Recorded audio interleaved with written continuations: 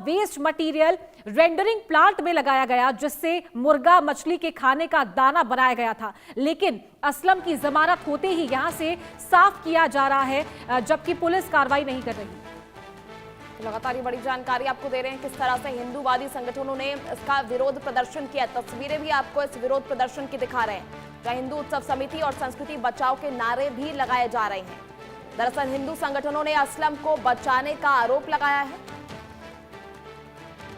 वहीं भोपाल में असलम चमड़ा के नाम पर यह नया विवाद जो है खड़ा हो गया है। ऐसे में हिंदूवादी संगठन ने इसका कड़ा विरोध प्रदर्शन किया है।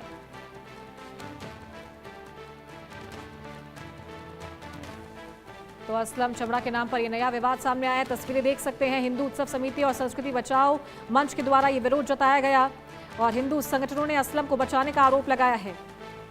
तो स्लॉटर हाउस में गौवंश को काटकर उसका वेस्ट मटेरियल रेंडरिंग करके जो मुर्गा मछली का दाना है वो इनको जो खाने के दाने हैं वो बनाया गया था। लेकिन असलम की जमानत होते ही यहां से साफ किया जा रहा है, जबकि पुलिस कार्रवाई नहीं कर रही है। तो तमाम जो हिंदू संगठन है उनके द्वारा विरोध किया गया।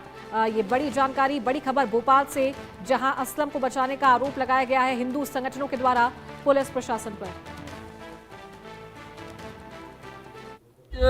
भानपुर खंती में जिस प्रकार से गो तस्करी के काम चल रहे थे, असलम चमड़े की कल एनए से हटते ही जेल से रिहा होने के बाद वो कार्य पुनः प्रारंभ हो चुका है।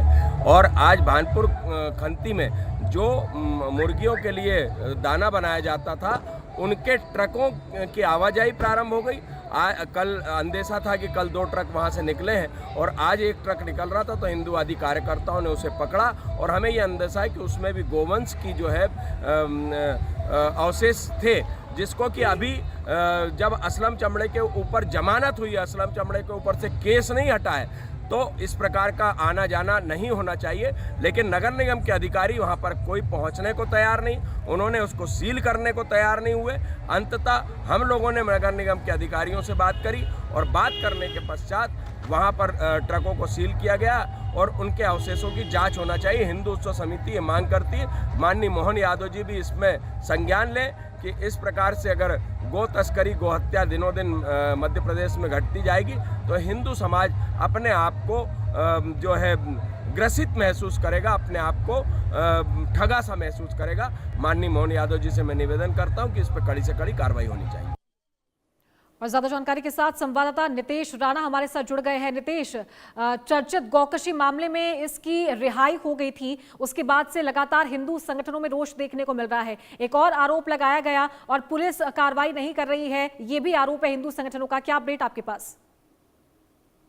जी बिल्कुल, देखिए लगातार प्रदेश में ये मामला गरमाता नजर आ रहा है, जबकि गोमांस में जो असलम चमड़ा है, लगातार उसके साथ 26 टन का गोमांस पकड़ाया था, जिसमें कि कथित रूप से उसे जेल भी हुई थी। और उसके बाद कहा जाए तो हिंदू संगठन लगातार उसमें आरोप लगाता आ रहा है और विरोध जताता आ रहा है। उसके बावजूद जिंती चौराहा पे एक ट्रक जिसमें 26 टन के करीब मांस पकड़ा था, उसके बाद अब जब जो असलम चमड़ा है उसकी रिहाई हुई है, तो उसकी रिहाई के बाद दोबारा से जो हिंदू बचाओ मंच है, संस्कृति मंच के अध्यक्ष हैं चंद्रशेखर तिवारी, उनका आरोप है कि उसके बाद जो गो मांस के अवशेष हैं, उसके बाद जो हड्डियां हैं और गो से जुड़े हुए जो भी अवशेष हैं, अब उनको ठिकाने लगाया जा रहा है, रेंडरिंग हाउस पहुंचाया जा रहा है। उसको लेकर कल रात, बीती रात भी एक ट्रक को रोका गया था, जिसमें कि कुछ अवशेष पाए गए हैं। और हिंदू संगठन का स्पष्ट तौर पर कहना है कि जो गौमांस से जुड़े अवशेष हैं, इनकी भी जांच होनी चाहिए, डीएनए चेक होना चाहिए। और कहीं ना कहीं पुलिस की लापरवाही नजर आ रही है। पुलिस की लापरवाही और कमजोर कार्यवाही के दौरान असलम चमड़ा जो था वो छूट गया और उस पर एनएसी की जो कार्यवाही होनी थी वो भी हटा दी गई है।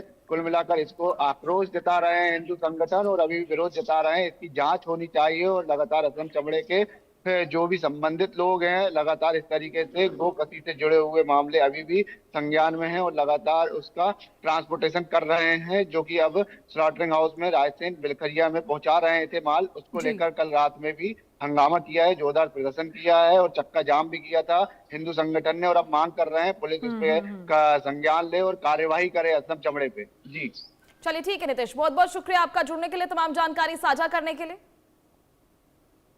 चलिए खबरों का सिलसिला जारी रहेगा, वक्त हो चला एक छोटे से ब्रेक।